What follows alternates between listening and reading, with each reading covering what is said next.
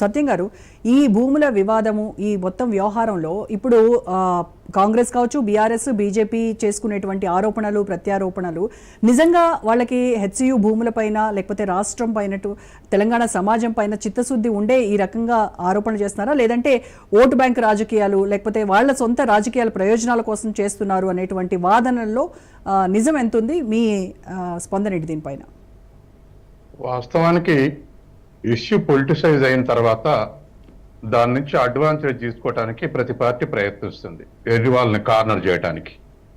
ఇప్పుడు జరిగినటువంటి నిన్న మొన్న గత నెల రోజుల నుంచి వచ్చినటువంటి ఆరోపణలు ఒక పార్టీని మరొక పార్టీ కార్నర్ చేయడానికి ప్రయత్నం చేస్తుంది. దీన్ని అడ్వాంటేజ్ తీసుకోవాలనే ప్రయత్నం మనకు అవుపడుతుంది.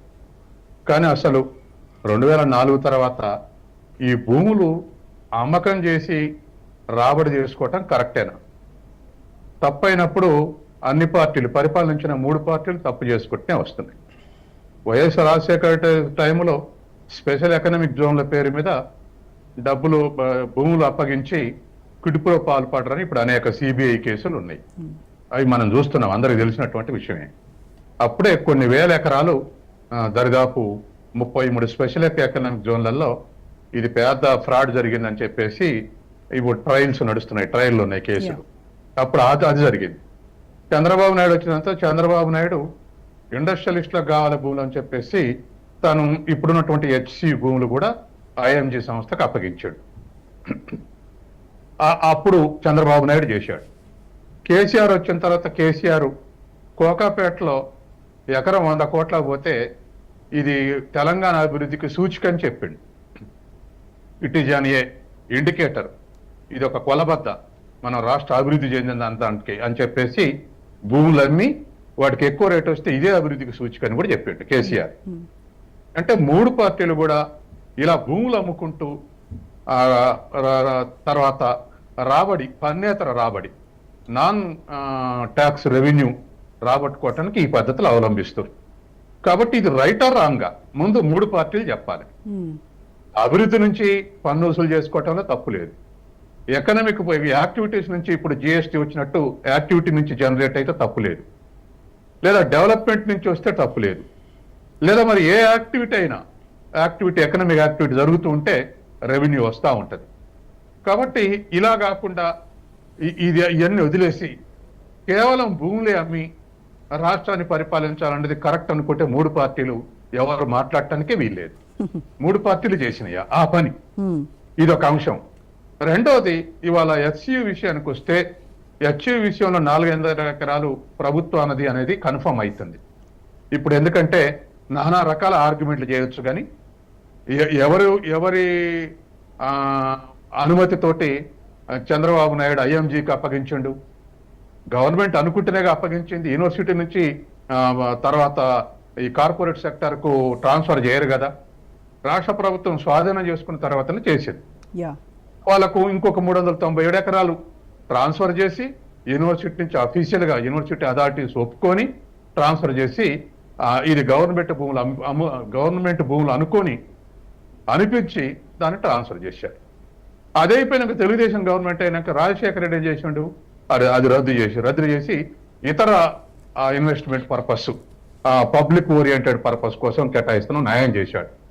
ఆయన చేసినాక కేసీఆర్ ఏం చేసిండు? సరే 50 ఎకరాలు ఇవాళ మన మయోంకు కేటాయించుండా లేదా అని కన్ఫర్మ్ చేసుకోవాల్సి ఉంది. కానీ 125 ఎకరాలు ఇవాళ ఎన్జిఓస్కి ఇచ్చినటువంటి వాస్తవం.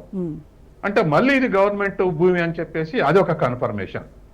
అంటే చంద్రబాబు నాయుడు ఇచ్చింది గవర్నమెంట్ ల్యాండ్ అనుకుని ఇచ్చిండు, గవర్నమెంట్ ల్యాండ్ అనుకునే వైఎస్ రాజశేఖర్ క్యాన్సిల్ చేసిండు, గవర్నమెంట్ భూమి అనుకునే ఇవాళ కేసీఆర్ 125 ఎకరాలు ఎన్జిఓ హోమ్స్కి ఇచ్చాడు. అంటే ఇవన్నీ 3 పార్టీలు చేసినటువంటి యాక్షన్స్ ఏంది? ఇది గవర్నమెంట్ భూమి అనుకుని ఇవి చేశాయి. ఇవాళ సుప్రీంకోర్టు కూడా అది గవర్నమెంట్ భూమి అన్నది. అసలు ఇది గవర్నమెంట్ భూమి అని చెప్పి కేసీఆర్, వైఎస్ఆర్, రోసయ్య వీళ్ళందరూ కూడా కోర్టులకు కూడా వెళ్ళారు కదండి. ఎస్, అందుకని ఇది గవర్నమెంట్ భూమి కాదు, ఇది యూనివర్సిటీ భూమి అనటానికి హక్కు లేదు. ట్రాన్స్ఫర్ అయింది, ట్రాన్స్ఫర్ చేసుకున్నారు. ఇప్పుడు దాన్ని కేటాయించేటప్పుడు అది ఏ పర్పస్లో కేటాయించాలి అన్నప్పుడు మనకైతే ఒక సోషల్ సైంటిస్ట్గా లేక అకాడమిషియన్గా ఇతర పర్పస్ల కన్నా ఇవాళ సెంట్రల్ యూనివర్సిటీకి దాన్ని అప్పగిస్తే ఒకటి పర్యావరణమే కాదు, అవన్నీ సరే కాంగ్రెస్ ప్రభుత్వాన్ని యూనివర్సిటీని కార్నర్ చేయడానికి అటువంటి వాడుతారు పర్యావరణానికి. ఫస్ట్ అసలు ఎడ్యుకేషన్ పర్పస్ దాన్ని సేకరించింది కాబట్టి ఎడ్యుకేషన్ పర్పస్ దాని వల్ల అనేక బ్రాంచెస్ అనేక టెక్నాలజీస్ మారిపోతున్నాయి. సాఫ్ట్వేర్ వచ్చింది, ఆ తర్వాత నానో టెక్నాలజీ వచ్చింది, ఆ తర్వాత ఇప్పుడు ఆర్టిఫిషియల్ ఇంటెలిజెన్స్ వచ్చింది, ఆ తర్వాత ఇంకా ఇంకా యూనివర్సిటీలను ఎక్స్టెండ్ అవుతున్నాయి. క్యాంపస్లు సరిపోక వేరే క్యాంపస్లు క్రియేట్ చేస్తున్నారు. కాబట్టి ఒక క్యాంపస్ ఇంటిగ్రిటీ ఉంటుంది కాబట్టి అది హెచ్సికే కేటాయిస్తే అది అన్నిటికన్నా అట్మోస్ట్ ఏమంటారు, ఉపన్యాసాలు ఇచ్చేటప్పుడు కానీ అసెంబ్లీలో మాట్లాడేటప్పుడు పార్లమెంట్ మాట్లాడేటప్పుడు ప్రియారిటీ ఎడ్యుకేషన్ అండ్ హెల్త్ అని చెప్తారు ముచ్చట్లు.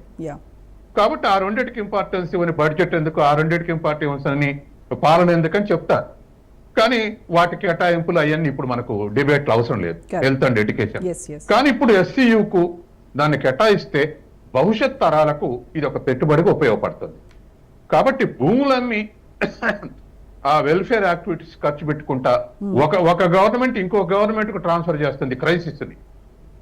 పాకిస్తాన్ అట్టే చేసింది, అమెరికా నుంచి అప్పులు తెచ్చి అప్పులను ట్రాన్స్ఫర్ చేసుకుంటే పోయింది, చేతులు ఎత్తేసినాయి. ఇప్పుడు ఎవరు సహాయం చేయనా, మీరు డెట్ లో ఉన్నారు, ఏ మూడీ సంస్థ మీకు రేట్ లేదు, అందుకని అప్పులు ఏమంటున్నారు. ఇప్పుడు మన రాష్ట్రాలు కూడా పాలించినటువంటి ప్రతి ప్రభుత్వం అప్పులు చేసి వాటిని ట్రాన్స్ఫర్ చేసుకుంటే పోతున్నాయి.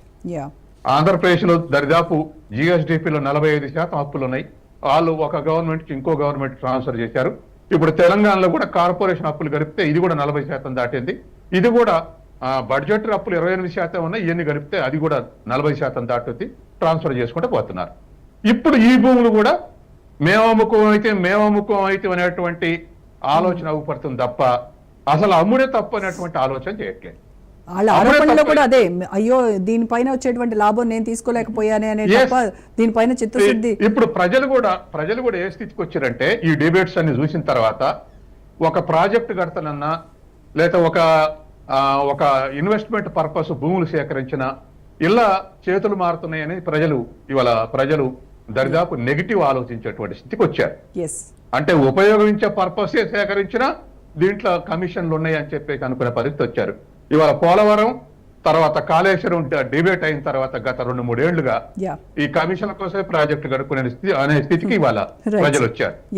అందుకని ఫారెన్ ఇన్వెస్ట్మెంట్ డొమెస్టిక్ ఇన్వెస్ట్మెంట్ కోసం సమీకరిస్తామంటే ఏలేదో మతలబు ఉంది, అది సమీకరిస్తే వచ్చేవాడు ఇన్వెస్టర్ వీళ్ళ కమిషన్ ఇస్తుండనేటువంటిది ప్రజలు అనుకునే స్థితికి వచ్చింది. కాబట్టి ఇవాళ ఎవరైనా అదరగొట్టాలని ఆర్గ్యుమెంట్ చేసినా సర్లే ఆయన అవకాశం వచ్చింది ఆ మాట మాట్లాడుతుండే అనుకునే పరిస్థితి వచ్చింది. కాబట్టి రోజుకు ఇది క్రెడిబిలిటీ తగ్గే పరిస్థితి తప్ప పెరిగే పరిస్థితి లేదు. రైట్ అండి. ఓకే, డిబేట్ ఒక షార్ట్